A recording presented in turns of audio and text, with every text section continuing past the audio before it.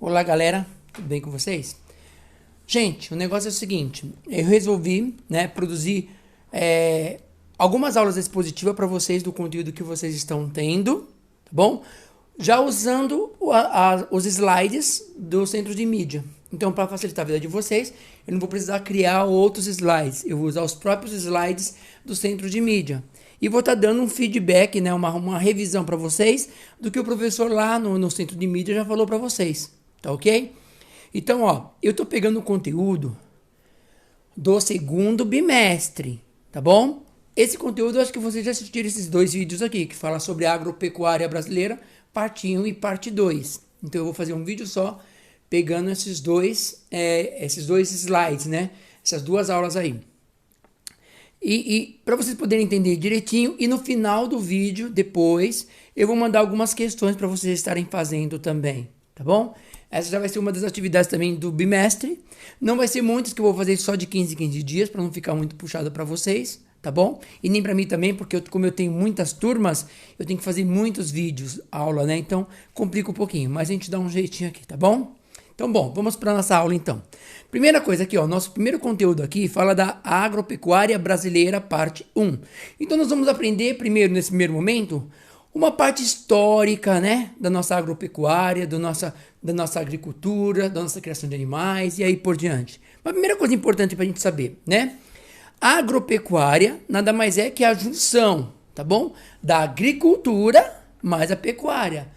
A agricultura, né, é produção de vegetais, né, produção de vegetais para consumo humano.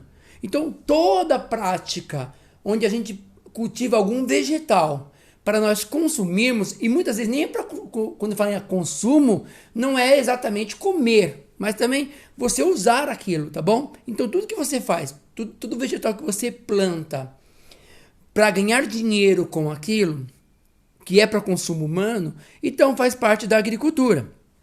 Por exemplo, nós temos a silvicultura. A silvicultura nada mais é que plantio de árvores. Ou seja, normalmente é para produção de celulose, para fazer papel, é para madeira, para fazer casa, fazer, né, telhado e outras coisas mais. Então, é uma atividade também que faz parte da agricultura, tá bom? Já a pecuária é toda e qualquer criação de animais para consumo humano. Então, toda vez que você cria animais para vender para outras pessoas consumirem, isso faz parte então da pecuária. Então a pecuária é uma área muito extensa, né? Porque você pode criar vários tipos de animais. Então entra aqui os frangos, entra aqui coelhos, entra aqui ovelhas, cabras, carneiros, cavalos, o gado que a gente conhece que é o mais comum, né? O gado que a gente conhece que é o mais comum, até insetos e peixes. Ou seja, quando eu crio peixes para consumo humano, eu faço parte então da piscicultura, que é um ramo dentro da pecuária, tá? Então chama-se piscicultura. Sabe aqueles grandes tanques de água, quando as pessoas põem peixes lá para criar os peixes, isso é chamado de piscicultura. E podemos também incluir dentro da pecuária a criação de insetos. No caso, por exemplo, a abelha. Então, existem produtores de mel. Esses produtores de mel também fazem parte da agropecuária. Essa atividade é chamada de apicultura, tá bom? O importante é saber que a agropecuária, a agricultura mais a pecuária, ela faz parte dos setores da economia. Os setores da economia, ou seja, tudo que rege um país, tudo onde o país vai ganhar dinheiro, é formado por três setores: o setor primário, o setor secundário e o setor terciário, tá? A agricultura e a pecuária, o extrativismo mineral, o extrativismo vegetal, o extrativismo animal, fazem parte, então, do setor primário da economia, tá bom? Os mais importantes são a agricultura e a pecuária, obviamente, tá bom? Então, só para a gente poder entender direitinho, vamos rolar aqui, para a gente ver mais os vídeos aqui embaixo, os slides aqui embaixo. Então, nesse primeiro slide aqui que fala das comunidades indígenas, basicamente fala de quê? De produtos que quando os portugueses chegaram aqui no Brasil, eles descobriram, tá? E eles perceberam que os nativos usavam, que os índios usavam, e começaram também a usar desse produto, a levar para Portugal, para a Europa também. Então, muitos, nesse caso, grande parte de vegetais, como algodão, cacau, guaraná, o milho, que também é da América, tá? Então, quer dizer, muitos produtos que hoje nós consumimos, que hoje nós conhecemos, existiam, eles só foram descobertos no começo, lá, quando o Brasil foi descoberto, quando a América foi descoberta, tá? Então, porque antes não tinha na Europa. Então, a partir daí é que eles vão começar a conhecer. Então, o primeiro momento da colonização do Brasil, os portugueses se interessam por esses produtos, tá bom? Pelo que tinha no Brasil, lembra da madeira vermelha, do pau-brasil? Então, eram os produtos que os portugueses vinham até aqui para tirar, explorar, extrair do Brasil e levar para Portugal, para a Europa. Aí, no segundo momento, no século XVI já, então quando eles começam a colonização do Brasil praticamente, o que eles vão produzir nessa terra para poder vender para os europeus lá? Então, no primeiro momento é a cana-de-açúcar, para a produção de açúcar mesmo, para levar para a Europa, tá bom? Então, é produzir açúcar e vender para a Europa. Claro, gente, essa é uma atividade que existe e persiste até hoje no nosso país. O Brasil é o maior produtor de cana-de-açúcar do mundo e através dela é que nós tiramos o álcool também, né? Que nós usamos como combustível. Tá? Então existe uma grande plantação ainda no Nordeste e na região Sudeste, aqui em São Paulo, tem grandes lavouras de cana-de-açúcar ainda. Logo em seguida, depois desse período, o que vai prevalecer na agricultura brasileira é o café, né? Principalmente com o advento da Primeira Guerra Mundial, da Segunda Guerra Mundial, o café ele dá um boom, ele cresce muito, porque é o produto mais exportado para fora. Mas com a guerra, esse produto acaba vendendo menos e acaba aí surgindo a industrialização. Mas esse é uma outra conversa. Mas o café foi muito importante para o desenvolvimento industrial, o desenvolvimento agrícola das fronteiras brasileiras, tá bom? Foi uma grande ampliação. Então o Brasil, durante muito tempo, foi conhecido basicamente como sendo o país do café, né? Falava em Brasil, todo mundo falava café. O café brasileiro era o melhor. Hoje em dia tem a concorrência que é bem forte também, mas o Brasil era o grande produtor de café, ainda é hoje, mas tem alguns países que produzem tanto quanto o Brasil também. Aí depois, numa outra figura, nós temos o Brasil Rural de 1950, na década de 50 e 60. Como era, né, as lavouras, como era o cultivo, né? Então, aqui, ó, nessa época, a agricultura brasileira estava atrasada em relação aos países desenvolvidos, ou seja, nós sempre estivemos atrasados mesmo, né? Até hoje ainda, a tecnologia que eles aplicam lá na agricultura deles é muito mais avançada que a nossa. Claro que nós já caminhamos bem com relação a isso, estamos indo muito bem nesse sentido, tá bom? Então, eles têm muito mais maquinário e muito mais tecnologia, tá? Depois nós temos aqui também o Brasil Rural de década de 50 e 60, na pecuária também. Olha, poucas pesquisas eram feitas sobre a resposta dos rebanhos, a aplicação de níveis crescentes de ração, ou sobre quais seriam as melhores condições para combater as doenças tropicais dos rebanhos e, consequentemente, aumentar a lucratividade das fazendas. Hoje nós sabemos, a nossa pecuária, principalmente no que tange a criação de gado de corte, ou seja, gado para consumo da carne, o Brasil é o maior produtor de carne bovina do mundo. É o maior exportador. O Brasil exporta grande parte do que nós produzimos de carne, exporta para a China, para os Estados Unidos, para outros países também. Nós estamos vendo agora, por exemplo, aqui no Brasil, um preço muito alto das carnes, né? Isso acarretou justamente por causa do dólar, da variação cambial. Como o dólar está muito caro agora, então o produtor brasileiro ele prefere vender a carne, ele prefere exportar, ele prefere vender para os países de fora, porque ele vai ganhar muito mais dinheiro do que deixar a carne aqui dentro para ser consumida pela gente. Porque a carne aqui está muito baratinha, seria muito baratinha. Então, como eles tiram do mercado interno e põem para o mercado externo para ganhar mais dinheiro. E por isso a nossa carne agora está tão cara, tá? Nesses outros slides aqui se mostra a expansão da fronteira agrícola no Brasil e no bioma do Cerrado em diferentes períodos. Ou seja, para nós ampliarmos a nossa agricultura e a nossa pecuária, o homem teve que devastar grandes espaços, destruir grande parte da vegetação nativa, né? Mata Atlântica, Cerrado, Amazônia, como nós estamos vendo agora, Pantanal, para a criação de gado, abrir né, as clareiras para plantar capim para o gado poder pastar. Então, isso acarreta sérios problemas também. O Brasil nunca se preocupou ainda com uma com meio sustentável, né? Com uma produção sustentável de gado e de grãos também. Então ainda nós estamos engatinhando nesse sentido, porque a ideia é ter uma produção sustentável, ou seja, onde a gente possa produzir bastante, mas não destruir muita coisa, como tem sido destruído nos últimos tempos, tá? Então, para a gente poder entender direitinho, depois aqui tem alguma atividade para vocês estarem fazendo, né?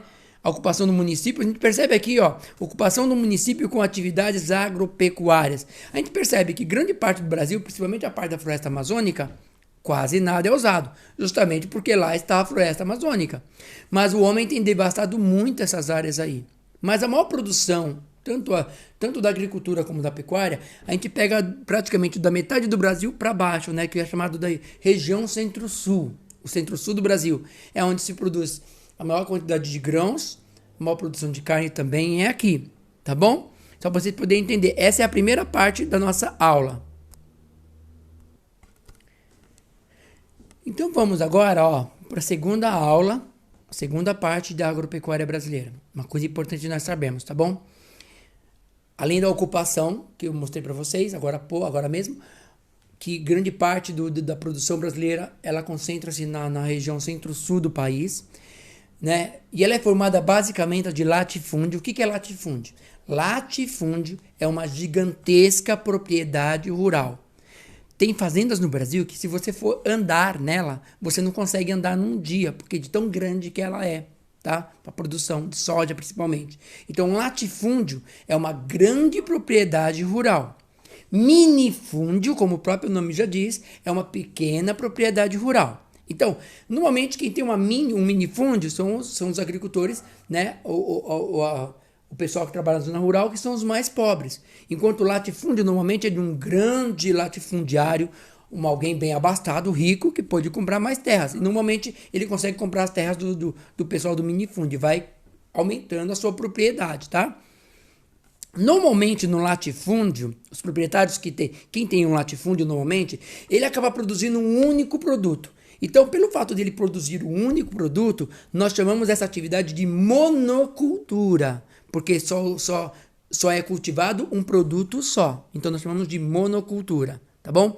Agora, no minifúndio, normalmente, que é uma pequena propriedade rural, o produtor que morava ali, normalmente ele faz uma policultura, ou seja, poli quer dizer muitos. Ele planta muitas coisas, porque grande parte da produção dele vai ser para consumo próprio, entendeu? O latifundiário, ele quer vender para fora, ele quer exportar o seu produto.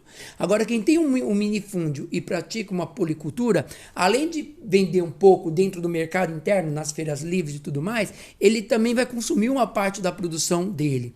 Então, isso tem tudo a ver, né, com a agricultura, para poder entender esse problema que nós temos, né, da reforma agrária, que é dividir as terras de maneira equitativas, né, de maneira iguais, mas hoje em dia nós percebemos que não existem grandes latifundiários, né, e eles vão comprando os minifúndios dos que têm uma fazenda menor.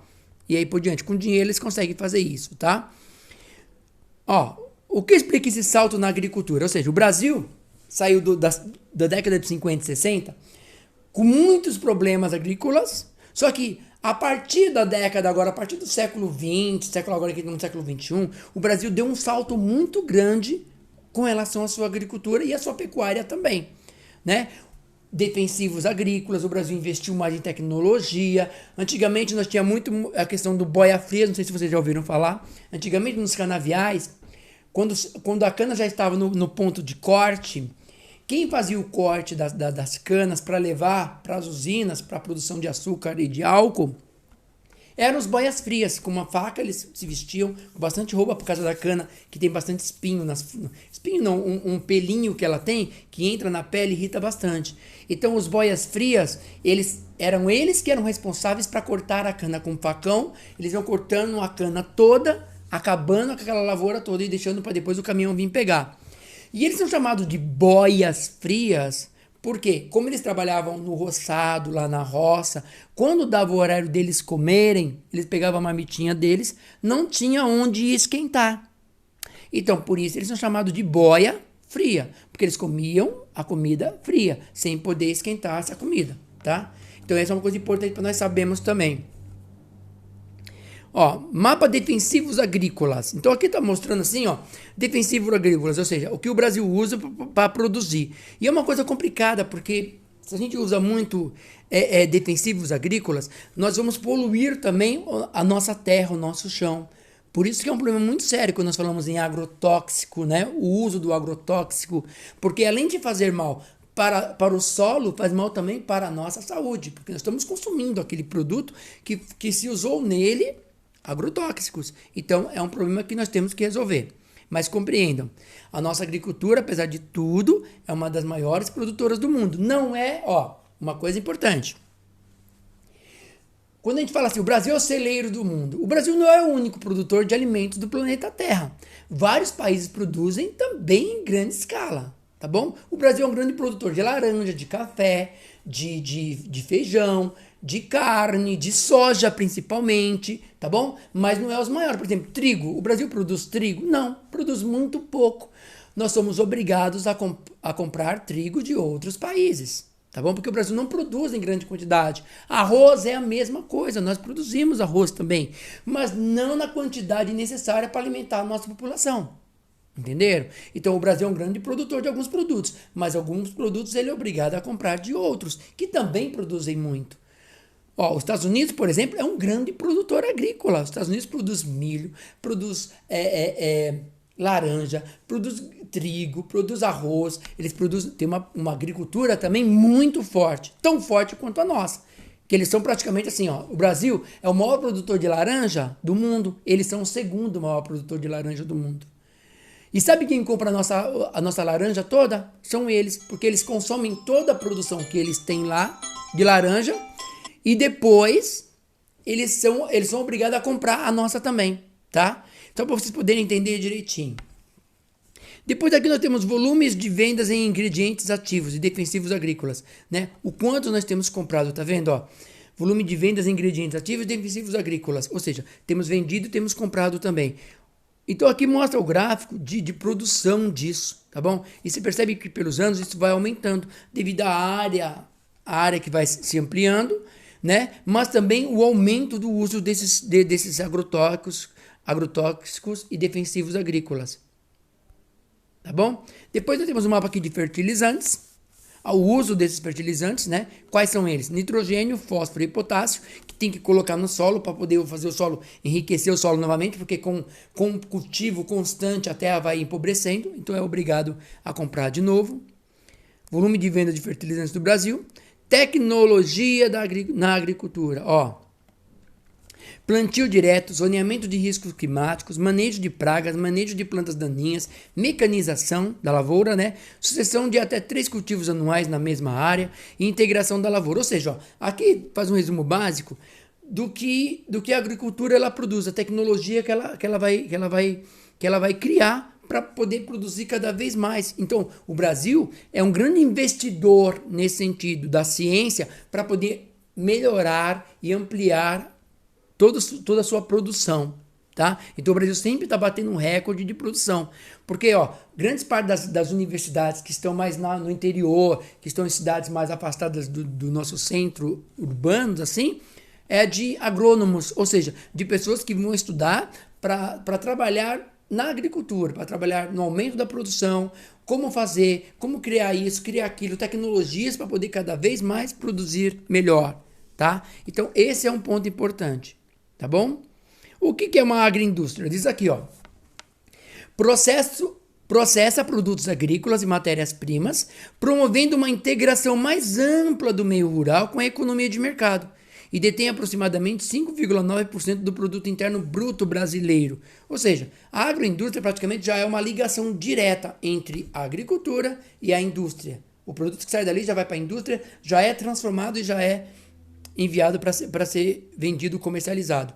Então, a agroindústria agora, praticamente o agricultor antigamente ele vendia a produção dele para alguém e esse alguém levava para uma indústria e a indústria transformava. Ou seja, o agroindustrial é a pessoa que ao mesmo tempo ela é proprietária do que ela planta e ela é proprietária da indústria também, tá? Então é um agronegócio, tá bom? Espero que vocês tenham gostado. Qualquer dúvida, é só vocês me perguntarem. Eu vou mandar algumas questões para vocês estarem respondendo, tá bom? E vou produzir mais isso mais na frente agora, tá? Obrigado a todos.